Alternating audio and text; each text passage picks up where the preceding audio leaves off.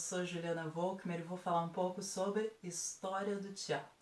O vídeo de hoje é sobre um contrato inusitado entre um grupo de atores da Porto Alegre do início do século XIX e um padre. Então, vamos voltar um pouquinho ao passado? É importante a gente lembrar que a Casa da Ópera, inaugurada em 1797, vai ter durante o seu primeiro ano de funcionamento como grande estrela a atriz Maria Benedita Montenegro. Infelizmente, o público vai deixar de frequentar de forma tão assídua esse teatro, o que leva ao fechamento das suas portas. Esse fechamento vai durar 6 anos. É importante a gente pensar que a estrutura da Casa da Ópera, que já não era grande coisa, ela vai se deteriorar devido a esse abandono. Isso muda em 1804, quando o então governador da província, o Paulo José da Silva Gama, um fidalgo português mais conhecido como Barão de Bagé, decide reformar a Casa da Ópera. Por quê? Porque ele acreditava que Porto Alegre precisava de um teatro.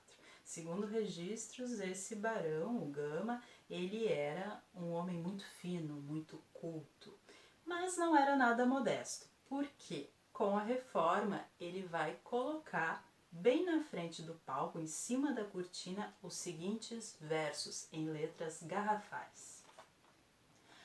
Magnífico teatro se levanta, que ingratos peitos instrução derrama, tão alto benefício só se deve ao muito ilustre e nobre Gama. Marketing pessoal é tudo, né, gente? Curiosidade, o Gama na época doou parte das suas terras para a cidade, para uso público, e essa área hoje é o Parque Farroupilha, a nossa redenção, uma bela de uma doação. Mas, com a reforma então da Casa da Ópera, o primeiro arrendatário, pasmem, era um padre franciscano, o Amaro de Souza Machado, o Padre Amaro, que não era bobo nem nada e vai fazer o quê? Vai contratar a Maria Benedita. E além dela, ele contrata um grupo com 6 cômicos homens e 2 atrizes.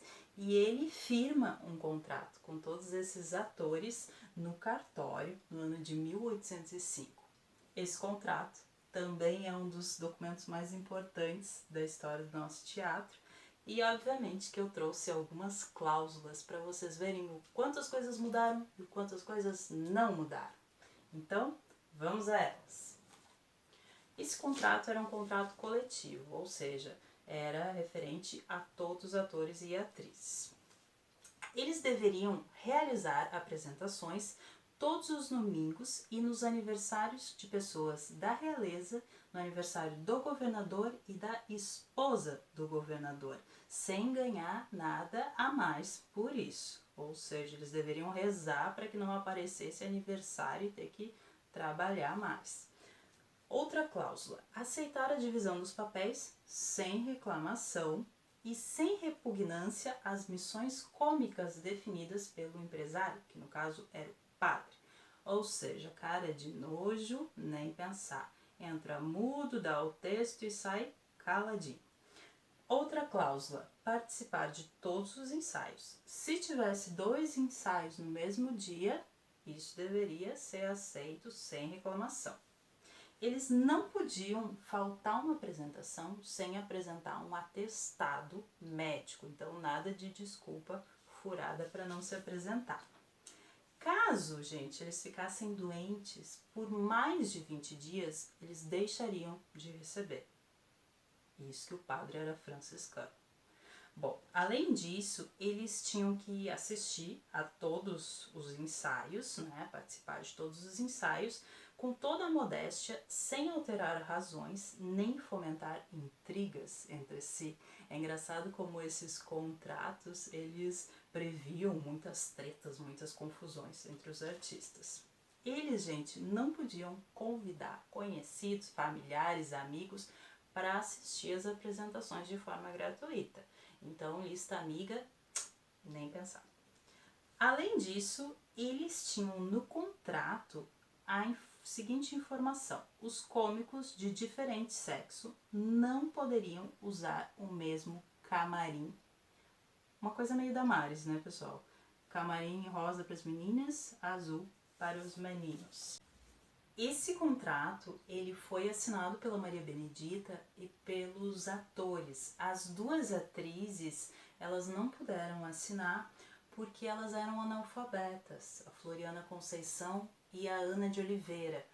Isso revela bem a situação, a condição da mulher naquela época. Elas tiveram que ser representadas por 2 homens na assinatura. E há muitos registros de que as peças encenadas por esse elenco foram um verdadeiro sucesso. Nós temos os títulos de várias delas, embora a sinopse muitas vezes a gente não saiba, mas eu separei alguns para vocês imaginarem do que se tratava uma peça, por exemplo, com o nome de O Negro de Corpo Branco, ou então O Convidado de Pedra, O Doutor Sovina. Essas são algumas delas.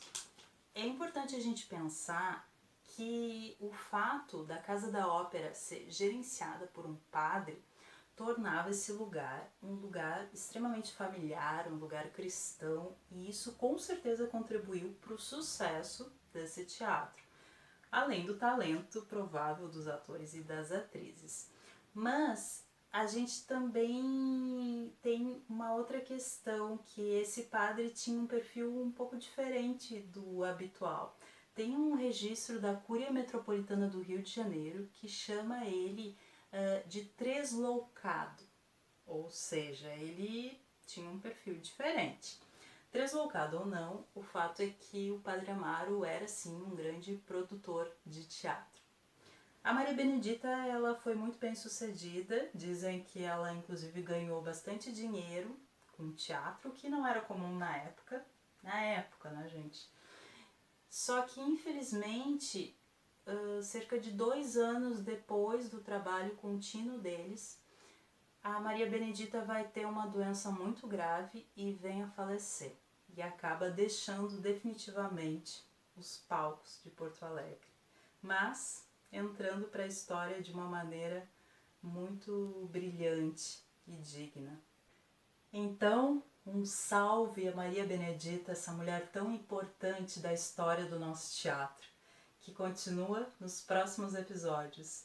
Muito obrigada pela escuta, obrigada às pessoas que já se inscreveram no canal. Se tu não te inscreveu, te inscreve agora, é importante para o segmento do trabalho.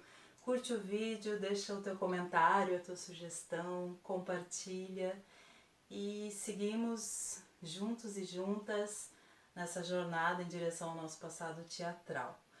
Fiquem bem e fiquem em casa se possível.